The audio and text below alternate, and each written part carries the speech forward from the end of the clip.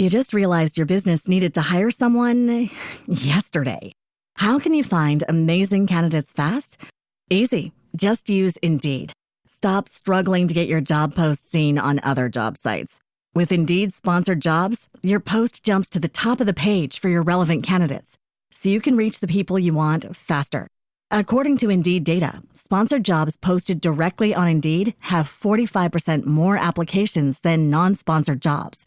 Don't wait any longer. Speed up your hiring right now with Indeed.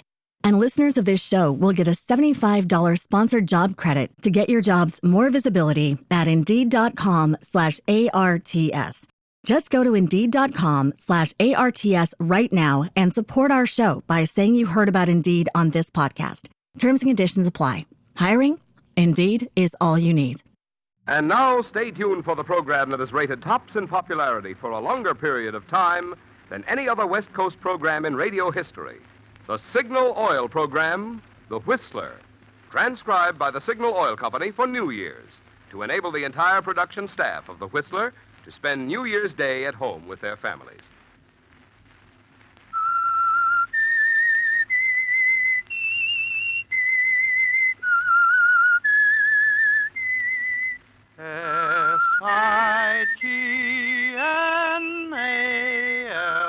Signal. Signal gasoline.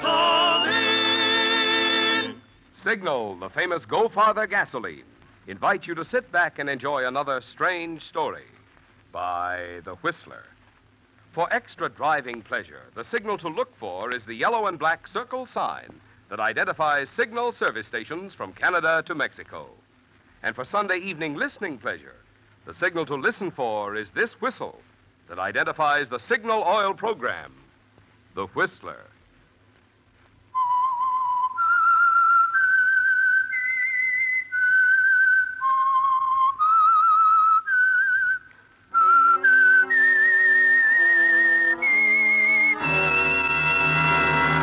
I am the Whistler, and I know many things, for I walk by night. I know many strange tales hidden in the hearts of men and women who have stepped into the shadows. Yes, I know the nameless terrors of which they dare not speak. And now for the Signal Oil Company, The Whistler's strange story. Evening Stroll.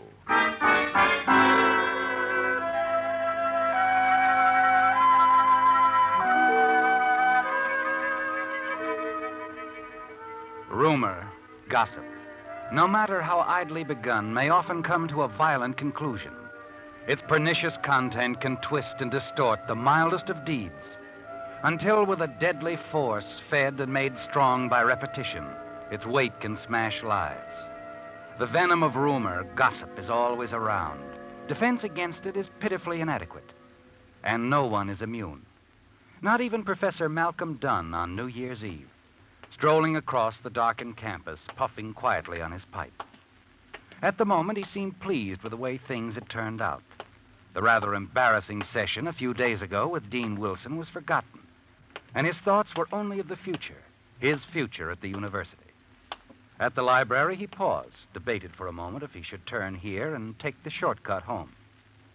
Perhaps it was because he wanted more time to be alone, more time to savor the prospects of a bright future, that he decided against the shortcut, even though it was getting late, and continued along the tree-lined street, entered the residential district of the university town. Oh, Professor! Professor! Oh, Miss Crandall. Miss. Hi. Mind if I walk along with you? Of course not. Isn't it a wonderful night? Yeah. Cool, crisp. Mm-hmm. Just think. In another few hours, a new year will be with us. On your way to a little celebration? I just left one. Horribly dull, really. Oh? I may not even go back. Jerry's in one of those moods again. Jerry? Jerry Hayes. He's just a friend. He took me to the party. We had words. So you decided to take a walk? That's right. Professor. Yes? I heard Dean Wilson had you in for a long talk the other day. That's right, Midge. About me? About you. I'm sorry I've caused you so much trouble. But I'm not sorry I ever fell in love with you. Midge, I'm old enough to Oh, be your... please don't say that. But you don't understand. Some things I do, Professor. For instance, this one-sided romance isn't any good. I've caused you nothing but trouble. I realize you can't afford to get mixed up with any of your students. It isn't as though I'd given you any encouragement. True, we've seen quite a bit of each other. You've been very proper about the whole thing all along. It's my fault, all of it. I admit that. But I can't help it. I'm in love with you. It's very flattering, Midge, but... Still, you wish I weren't so obvious about the whole thing. Well... I've never once told anyone that you were in love with me. I believe you, Midge. But don't you see, there are some people who take a thing like this, gossip it around. The rumors begin to spread. First thing, there's a nice scandal. It's already started, hasn't it? I mean, that's why the dean wanted to talk to you. I don't mind telling you that session with the dean was more than a little embarrassing. I'm terribly sorry. Well, it's all over now. I've explained everything to his satisfaction, I'm sure. All this hasn't ruined everything for you, has it? I mean, you're taking over the history department when Professor Ferris leaves next month. No, thank heavens. This new position is very important to me, Midge. To my wife, too. It means a great deal to both of us. It means a lot to me, too. I hope I'm around when it happens. What do you mean? I'm leaving the university. Oh, you are? Yes, going to New York. The call of the theater, you know. Father has a friend who's a producer. And, well, it'll be a small part to begin with. I'm sorry you're going to leave us. Are you? Really? Of course. But I'm certain you'll become a very great actress someday. Thank you. People say I'm acting all the time anyway. Well, here's my apartment house. I'll see you to the door. Oh, well, how do you like that? No key. I've locked myself out again. Sure it isn't in your purse there? Nope. Now, how am I going to get in? The house manager's at a party, probably won't be home for hours. Well, you just can't sit out here all night. Isn't there some way we could... There is. My apartment's around back, on the ground floor. The screen on the bedroom window's loose.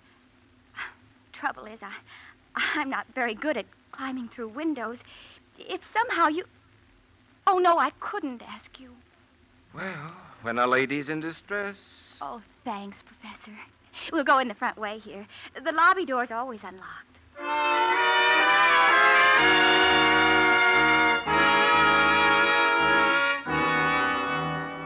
You follow Midge into the apartment house, down the long corridor, and out to the back of the building. With little effort, you manage to remove the screen from her bedroom window, climb over the sill, and drop into the darkened apartment. Okay, Professor? Right. The light switch is in the alcove, straight ahead. I'll find it. Oh. You all right, Professor? I guess so.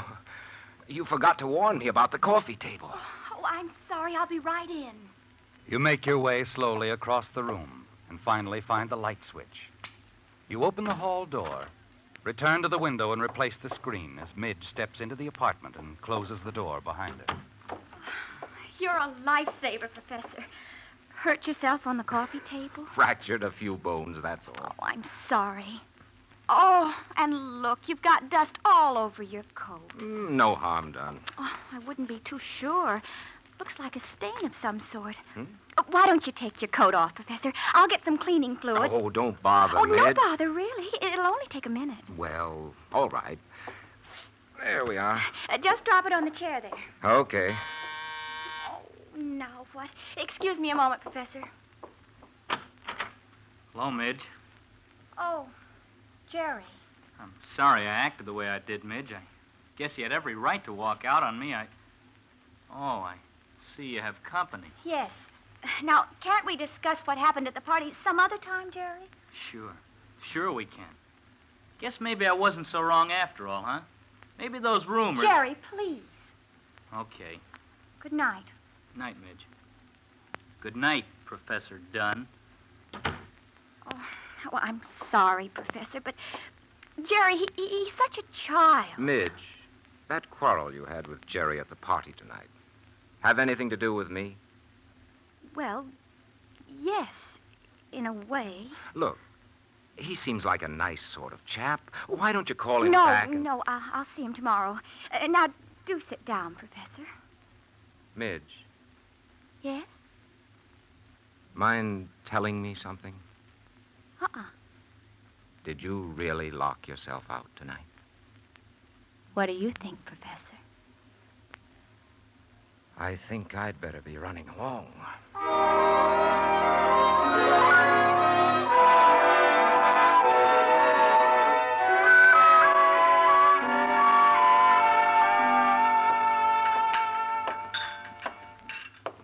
Good morning, Mrs. Dunn. Oh, morning, Malcolm. Breakfast will be ready in a moment. Fine. Say, I must have been asleep when you came in last night, Claire. How was the party? Oh, very nice. The Donaldsons were so disappointed you didn't come, but I explained you just couldn't. Good. You go to bed early? No. I worked for a few hours. Then I went out for a walk. A long walk. By the way, Mrs. Dunn, how about a kiss for a Happy New Year for your husband, hmm? Happy New Year to you, Professor. Now, you sit down. Read your paper. Oh, Malcolm, Yes? isn't Midge Crandall one of your students? Why, yes. She is. Her picture's there on the front page. What? Why, so it is. Someone shot her last night at her apartment. Shot her? Yes, they've taken her to the hospital. They don't know if she'll live or not.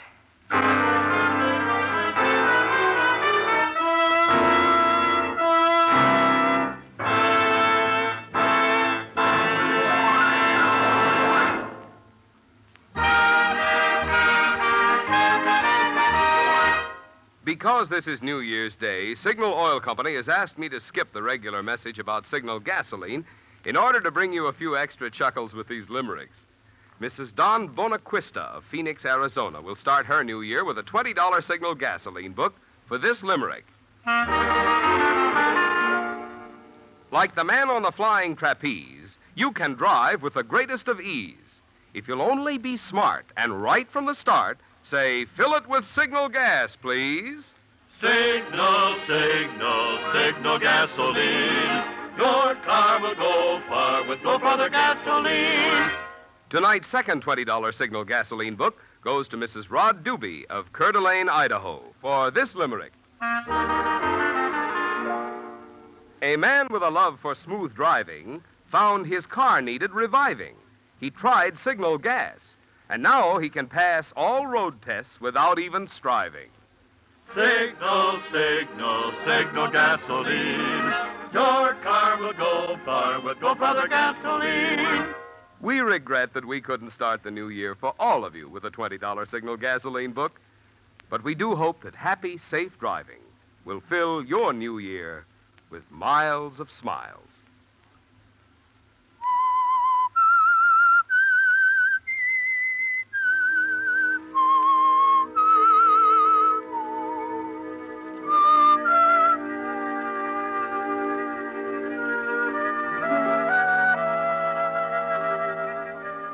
It's a shock, isn't it, Professor? Your hands tremble as you hold the morning newspaper. Stare down at the photograph of Midge Crandall on the front page. The story is all there.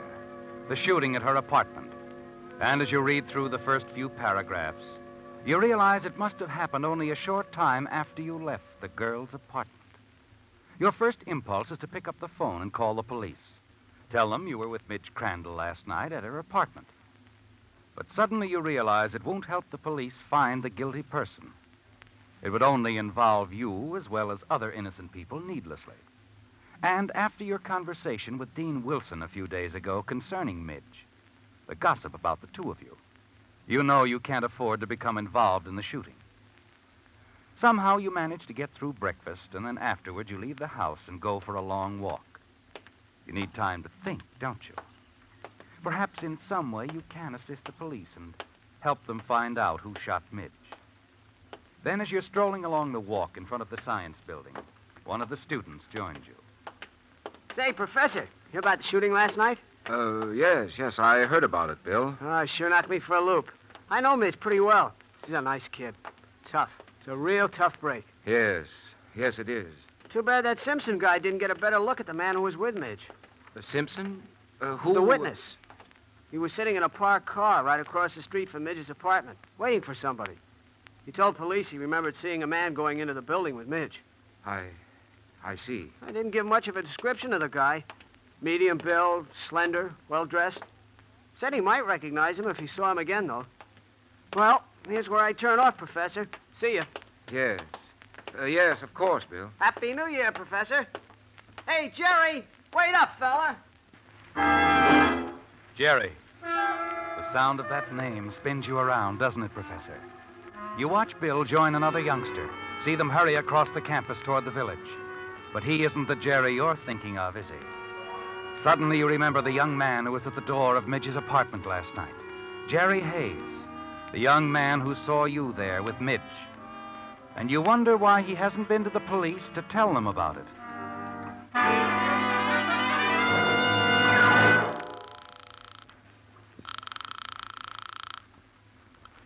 Hello? May I speak with Jerry Hayes, please? Yeah, just a sec. Hey, you guys. Pipe down, will you? I can't hear a thing. Oh, what was that again? Is Jerry Hayes there? Oh, yeah, sure. Hold on. Hey, Jer, for you. Who is it? Beats me. Hello? Jerry, this is Professor Dunn. Oh. Hello. I'd like to talk to you, Jerry.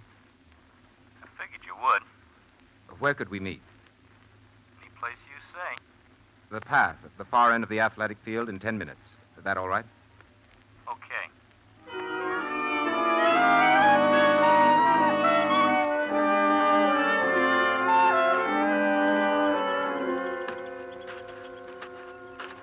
It's a good question, Professor.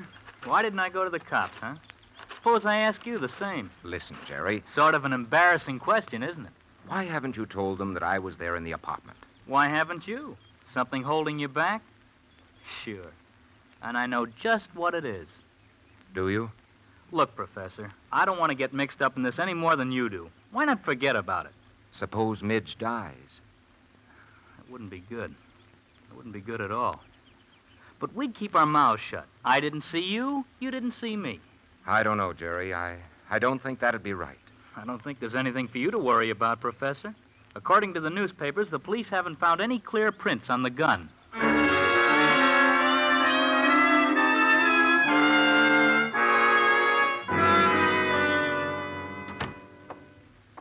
Is that you, Malcolm? Yes, Claire. My, that was quite a walk you took. But I'm glad you're back home, Malcolm. There was a call for you. Oh? Dean Wilson's housekeeper called. Said to tell you he wanted you to come over. Now? Well, she sounded like it was rather important. I see.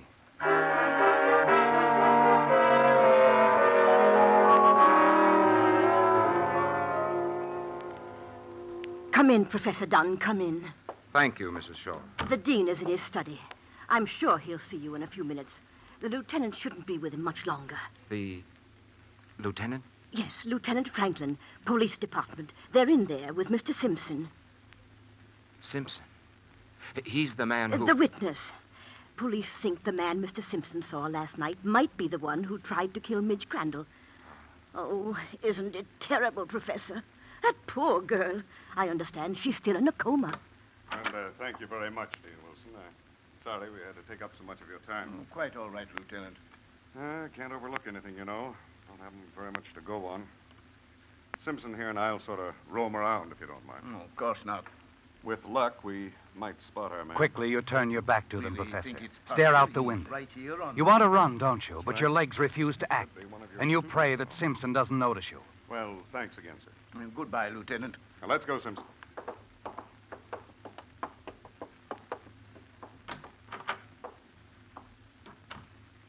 Oh, and there you are, Malcolm. Afternoon, sir. Sorry to keep you waiting. I just got here a moment ago. Come in. Terrible business, that. Terrible. You heard, Malcolm? I think the man who shot Miss Crandall is here, on our campus. Yes, I heard. Any definite leads? No. Unfortunately, the witness Simpson hasn't been able to give a good description of the man he saw go into the apartment building with the girl. Does Mr. Simpson think he can identify the man if he sees him again? He seems to think so, yes. I, for one, certainly hope he's right. This thing must be solved, Malcolm. They've got to find that man. Yes, of course. Well, let's get on with it. I want to discuss several matters with you, Malcolm, about your new position. Hope you don't mind my calling you over today. Oh, of course not. Professor Ferris will be leaving earlier than we expected, so it's important we get to these things as soon as possible. Yes, sir.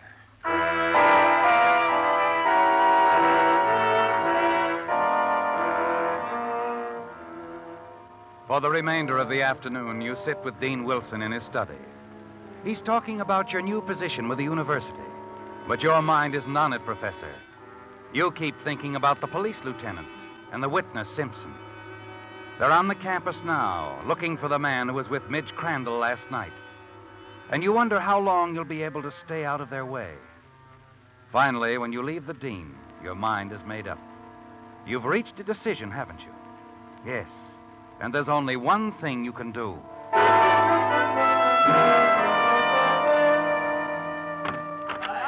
Yeah, what? Oh, hello, Professor. Come on in. No, thanks. I just stopped by to see if Jerry Hayes was in. Oh, no, he's down in the village. Ought to be back soon. I see. Will you tell him I must see him immediately? It's very important. Oh, sure, Professor. Have him come to my house, 423 Oak Road. Okay, I'll tell him.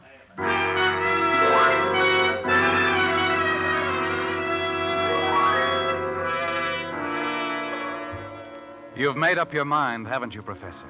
Hiding from the police isn't going to solve anything. Instead of helping them, you're wasting valuable time, throwing them off the track, while the guilty person remains at large. At your home, as you wait for Jerry to arrive, the nervousness has gradually left you, hasn't it? You're strangely calm, ready to face whatever happens. Then, as a battered convertible stops in front of your house and Jerry steps out, you dial police headquarters and ask for Lieutenant Franklin. Yes, Professor Dunn? Lieutenant, I have some information. It's about the Midge Crandall shooting. Oh? Would you come to my house right away? 423 Oak Road. All right. I'll be there, Professor. Malcolm, Oh, yes, Claire. What is it? did I hear you just call the police? That's right. You said something about Midge Crandall. Excuse me. That's Jerry Hayes. I'll let him in. Malcolm, what's this all about? I'll explain in a moment, Claire. How are you, Professor? Come in, Jerry. Hello, Mrs. Dunn. How are you, Jerry? How's Janet? Haven't seen her in ages. Oh, she's fine. Janet? Jerry's aunt is an old school chum of mine, Malcolm. Never would have gotten into the university here if it hadn't been for the two of them, Professor. Guess I owe Janet and Mrs. Dunn a lot. I see. Now, Malcolm, what's this all about? Yeah, what's up, Professor? Jerry, I've called the police. They may not believe I had nothing to do with the shooting, but... The police? Wait a minute, I thought we... It's no use, Jerry. I want you to tell them all you know about this Midge Crandall affair. Even that I saw your wife there? What? That's right, dear. You mean you want me to tell the police I saw Mrs. Dunn come running out of Midge's apartment house last night? Claire. I admit it, Malcolm. I was there. I was the one.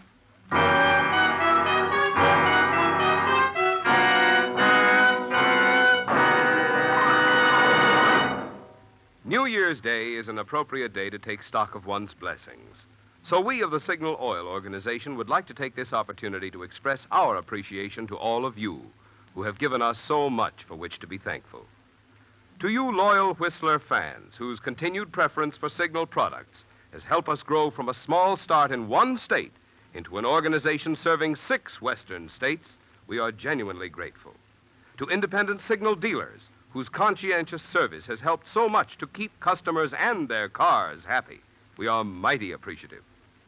So that all of us in the Signal Oil family may continue to merit your friendship and your business, you can count on us to pursue our policy of making every Signal product and Signal service always finer and more complete.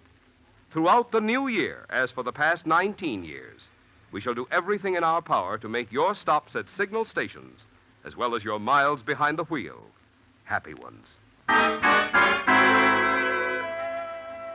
It came as a staggering blow, didn't it, Professor? Your wife's admission that she had shot Midge Crandall. Yes, you'd been afraid to get in touch with the police because it meant admitting that you had been there in the apartment yourself. And you knew it would start the gossip again and involve other innocent people. Yet finally you decided to face the consequences. Tell the police that you were the man the witness Simpson had seen. So you would call Lieutenant Franklin, asked him to come to your house. Then too late you learned that your wife, Claire, had shot Midge. You've got to believe me, Malcolm. I swear I didn't mean to do it. Claire, why did you go over there? I'd heard talk about you and Midge. I just had to see her. But she admitted it was all wrong, her fault, that she'd been very foolish. Yes, but... She kept telling me how much she loved you, and yet she couldn't have you. And then she picked up the gun. Malcolm, I didn't know what to do. The way she acted, I suddenly got the crazy idea she was going to kill herself. Oh, Claire, you don't know Midge. She was putting on an act. I had to stop her. And when I tried to take the gun away, it went off. Oh, Malcolm, I didn't mean for her to get shot. I wouldn't have harmed that girl for the world. But you ran. You left her. I got outside the door of the apartment before I realized she might die if I didn't do something. Then I heard someone running down the hall. I knew the shot had attracted attention, but she'd be found immediately.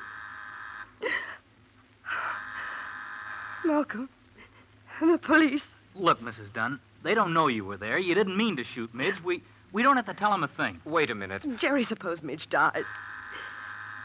No, you'd better let the police in, Malcolm. Good evening, Professor. Come in, Lieutenant. Lieutenant, my wife, Jerry Hayes. How do you do? Lieutenant. Now, Professor, you said over the phone something about the... Yes. Jerry here saw a woman hurry out of Miss Crandall's apartment house last night. A woman, eh? Mm-hmm. Yes. So he saw a woman, and Simpson saw a man. But, Lieutenant... A lot of people went in and out of that building last night, but it doesn't mean a thing. What? Miss Crandall came out of her coma a few minutes ago. She's going to be all right. Oh, that's great. She's a wonderful girl. Yeah. She was worried for fear we'd think one of her boyfriends had done it. Actually, it was just another one of those I didn't know the gun was loaded cases. Miss Crandall told us she shot herself by accident.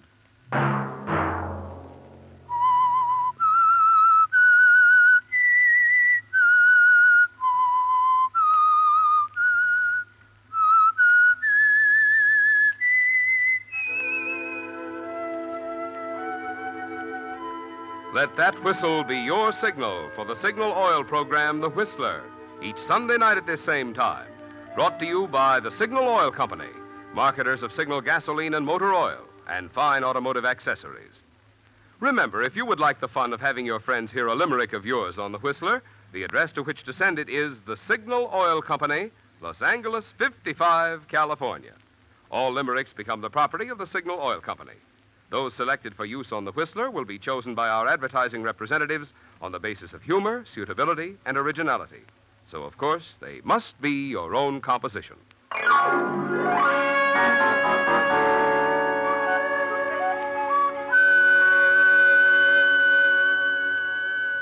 Featured in tonight's transcribed story were Donald Woods, Barbara Eiler, Mary Lansing, and Gil Stratton, Jr. The Whistler was produced and directed by George W. Allen, with story by Steve Hampton, music by Wilbur Hatch, and was transmitted to our troops overseas by the Armed Forces Radio Service. The Whistler is entirely fictional, and all characters portrayed on The Whistler are also fictional. Any similarity of names or resemblance to persons living or dead is purely coincidental. Remember, at the same time next Sunday, another strange tale by The Whistler.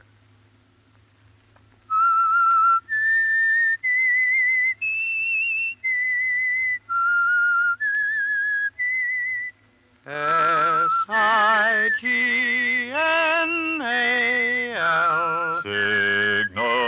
Signal gasoline.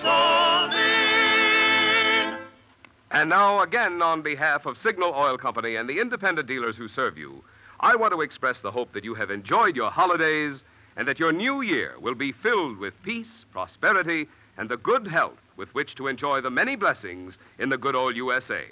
Marvin Miller speaking for the Signal Oil Company. This is CBS, the Columbia Broadcasting System.